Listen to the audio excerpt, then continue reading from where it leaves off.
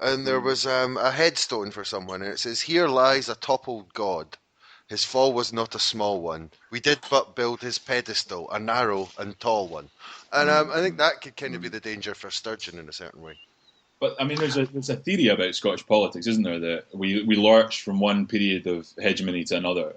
We had 50 years of Labour dominance. Now we're well into the bowels of nationalist Scotland, and they've a long reign ahead of them. And for as long as Labour is in this extraordinary position of weakness, for as long as the Tories remain this disgruntled carnival of reaction on the fringes of Scottish politics, it's very difficult to see where the real opposition to the Scottish National Party comes from. Well, it certainly will not be coming from a left-green coalition. I am absolutely so looking forward to Rise and the Scottish Green Party punching themselves fantastically in the nose in seat after seat, or in list vote after list vote, because that's probably the one huge failure I can see in 2015, is that the 10 to 15% of the 45% yes vote, which I think clearly was a left-green add-on to what the SNP were traditionally polling in terms of support for independence, have completely muffed it. So, who knows, an independence majority, which is what I wanted in 2011 anyway, rather than an SNP majority, it looks like not happening maybe until 2020, How would you have done that, Pat? How would you have stopped? I mean, how could you have allowed Rise and Green to, unless they came to some deal about not fighting against each other or something? How could you have achieved what you're talking about? Last time I looked at the Rise mnemonic, it was respect, independence, socialism, and environmentalism. I mean, it's ridiculous that they couldn't. I mean, as I say, I think they'll have to thump each other to bits until they realise that they need to create a kind of left-green front for one election at least. But they've blown it for this, and I'm so annoyed and angry about it. The problem, Pat, though, is that it's not an equal relationship, is it? I mean, the Greens feel as though they're going to break they're going to break some sort of barrier next year. They're not going to break some sort of barrier. They'll increase their seats, but they've actually blown the capital that they generated through the Yes campaign, which was to be part of, as we were in Yes Scotland, part of a multi-party. It was prefigurative politics. But why should they sacrifice their additional 7 seats, say, for 2 or 3 Rise seats? That'll be the thinking, I think, in Green circles. Well, I think it's a creative opportunity missed, and who knows what wave that they would have caught in terms of actually eating into the 15 to 20 seats that the SNP looks like they're going to win as a majority. They could have pushed things a lot closer than they are going to push it at the moment. And I mean, I'm very, very disappointed with the Scottish Green Party in particular. I think the narcissism of party politics unfortunately seems to jump across all political party structures, so never mind just the ones that we want to slag. I actually asked Patrick Harvey who's going to come on this. I'd love you if you said that in front of him. But I'd be happy to say it, and I've said it to him as many times online. All right, fair enough. Okay, so let's move down to London for a while, and Westminster in particular. I suppose we talked about Labour, but we didn't really get into Corbyn. So is he going to get the chance to reform that party, or is he out before anything happens? I'll go to Kathleen first. Oh, I have no idea.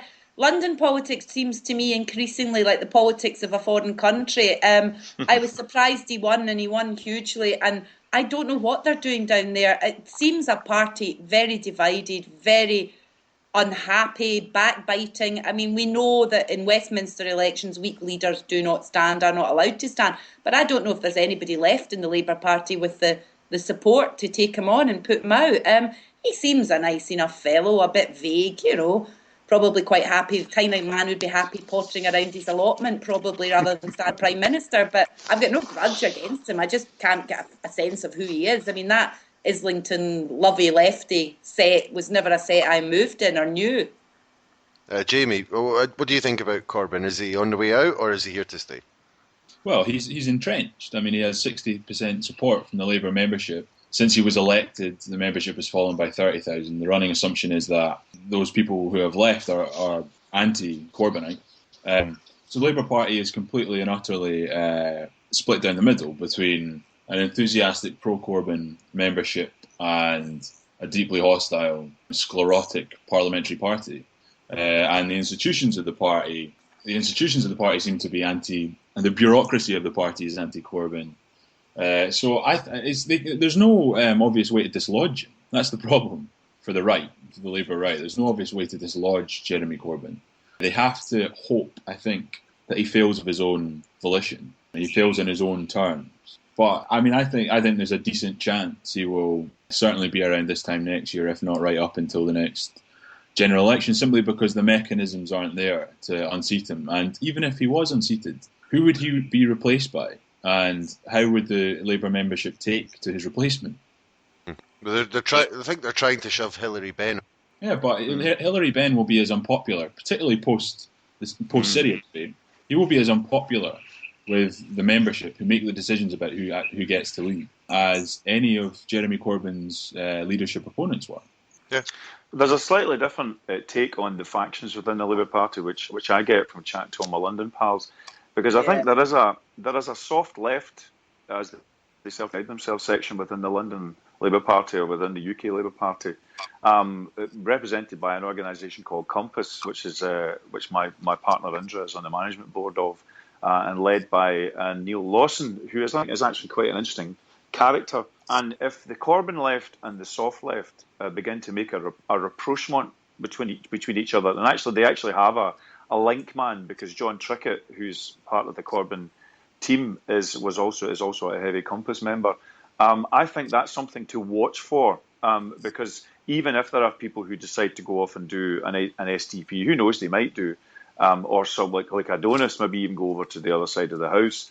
I think if the soft left and the Corbyn left, I wouldn't call them the hard left, begin to have a conversation, and the key event that they will maybe forge their unity around is what they are calling, what John Trickett is trying to set up, which is wait for it, constitutional convention, which is something that will actually, in the way that the Constitutional Convention operated in Scotland in the 80s and 90s, is a way to bring together the Progressive Alliance. Remember that from before the last election, that we were all happily going to be involved in, SNP and Greens and all the rest of it. But the Progressive Alliance will reforge itself in a Constitutional Convention about a structure of Britain, which is, I guess, would be impeccably federal and would have Bill of Rights and would have proportional representation and so forth and so on. Watch out for that in 2016-17. If that stands up and gets legs, it's very interesting for the SNP. They have to be part of it.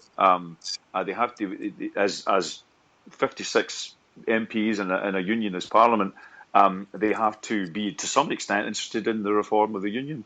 So watch for that. And that would be my argument about my prediction about whether Corbyn will make it or not. It depends if the soft left find a bridge to him and his movement and his momentum system and the way that he's reacted, or he's been a beneficiary of the trauma of a kind of soft left potential candidate who Ed Miliband was, so completely losing it and blowing it. So watch for that. I would say watch for that. And still down in London, we lost Miliband and we got Corbyn. Farage resigned and then we got Farage again. And we also lost Nick Clegg. Has anyone got any comments other than goodbye and then I can move on? Or is there something to be said about Clegg? No? Okay. Don't let the door hit your arse on the way out. I think it's probably the best phrase.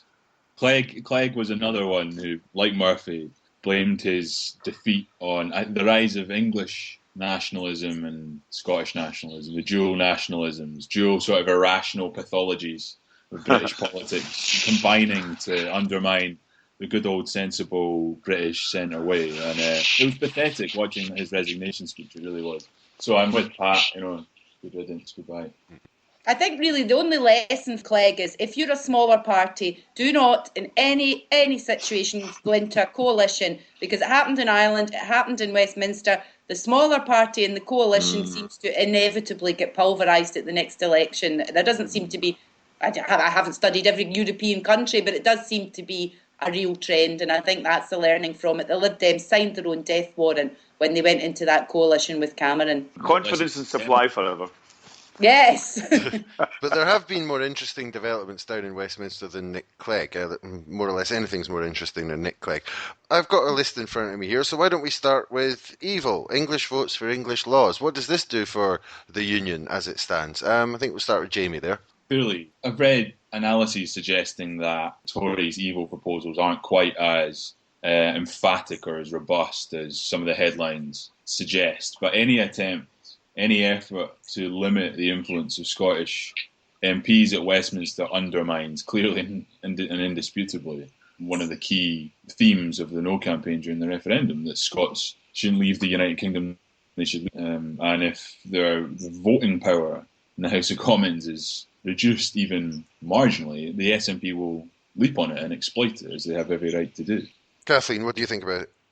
I like it. I think the union is withering. Now, before there was ever any chance of an independence referendum, years and years ago, I used to say, maybe one day Scotland will wake up and realise it's independent apart from the Nukes and the Clyde, and think, gosh, apart from that, we're there already. And there is this thing, it's this gradual walk to independence. The direction of travel is so clear. I think English votes for English laws withers the union. So I like it. I'm all in favour of it. Of course, the SNP, 54, Pat, not 56, need to jump up and down in Westminster and say, we're second-class MPs or whatever. But we don't want them there anyway. I mean, they're essentially, they're there for entertainment value and for policy issues.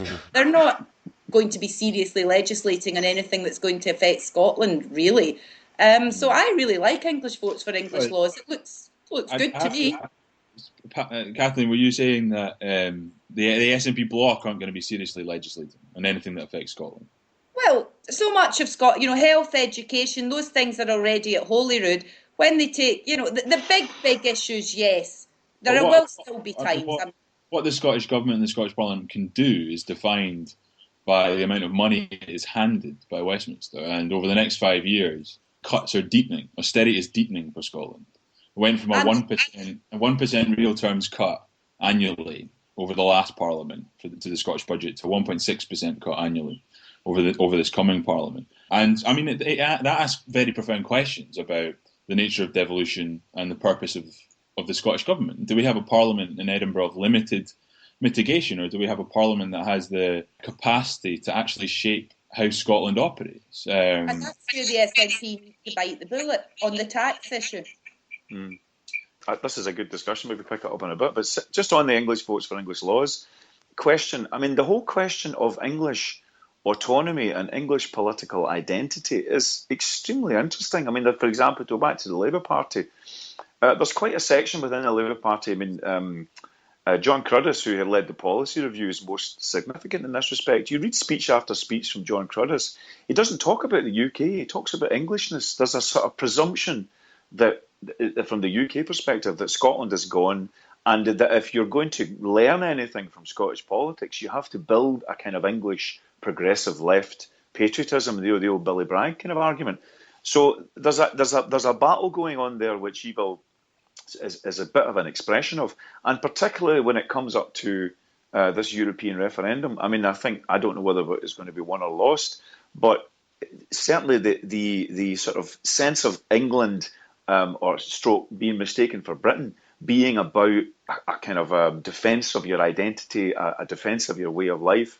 That's a sentiment that's going to sort of come and rise. And just in the way that one might make the argument that the SNP, seeming as if they were going to be in cahoots with the Labour Party at the last election, panicked and freaked out a section of the Southern English electorate. I wonder what reaction we'll get when we see Sturgeon and Cameron and all the pro-Europeans standing there. If the SNP make an argument for Europe, that's like a kind of we need to return to a left of centre Europe, that could possibly just have the same motivating effect to the Kippers and their penumbra as it did during the general election.